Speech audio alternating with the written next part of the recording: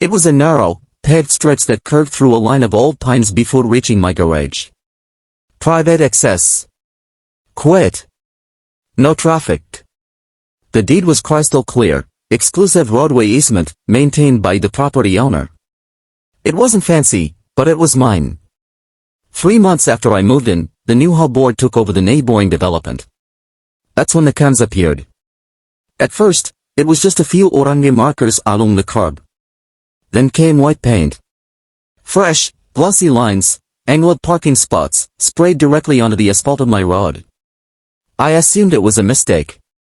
I emailed the HOA president, a woman named Linda who signed every message with HOA board chair, volunteer. I attached my deed, the county plat map and a public note. Her response came fast. That road has been used by the community for years. The HOA has decided to formalize it for shared parking. Decided. Without asking. The next morning, I woke up to cars. Subs, sedans, even a word ban, parked bumper to bumper along both sides of my road. Some so close I had to fold my mirrors in to get out. A few residents were chatting like it was a block party.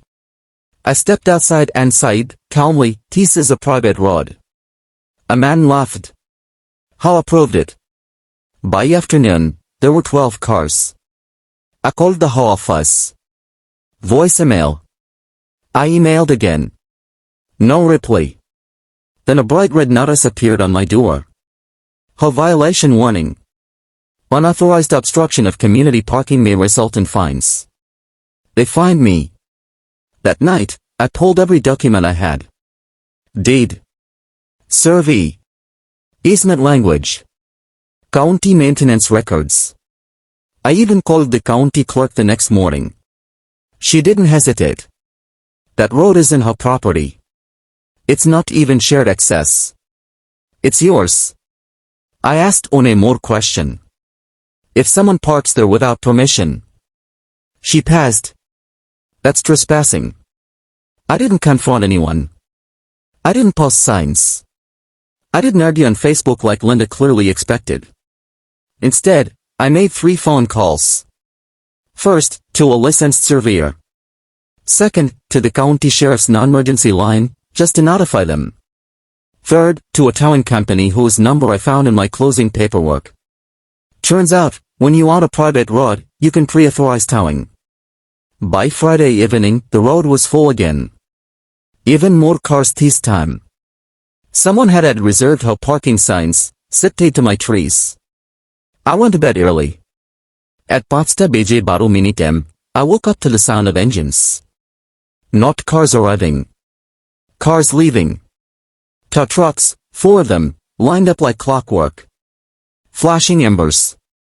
Hydraulic arms sliding under tires. Chains tightening. No yelling. No drama. Just methodical efficiency. By 5:03 m, my road was empty. Not one car left. And that's when the knocking started. The first knock came at 5:20 m. By 5:07, there were 5 people on my porch. By 5:07, Linda herself showed up, holding a clipboard like it was a badge of authority. "You can't do this," she snapped.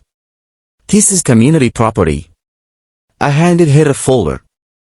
Inside were copies of my deed, the survey stakes photos taken the day before, and a letter from the county clerk confirming ownership. On top was a single-page notice. Private road, unauthorized vehicles subject to immediate towing. Her face went pale. "This was approved by the board," she sighed weakly. "The board doesn't own my road," I replied. Phones started ringing all around us. One man shouted that his truck was gone. Another demanded to know where his wife's car was. I gave him the towing company's number. That's when the sheriff arrived. Not lights. Not sirens. Just a calm deputy who walked the road, looked at the survey markers, and nodded. "Private property," he sighed. Towing was lawful. Linda exploded. She accused me of harassment. Of retaliation. Of hostile community behavior. The deputy asked her one question. Did the HOA have written permission to paint lines or install signage on this road? Silence. By noon, the HOA emergency meeting was in chaos. Every car had been towed to the shame impound lot.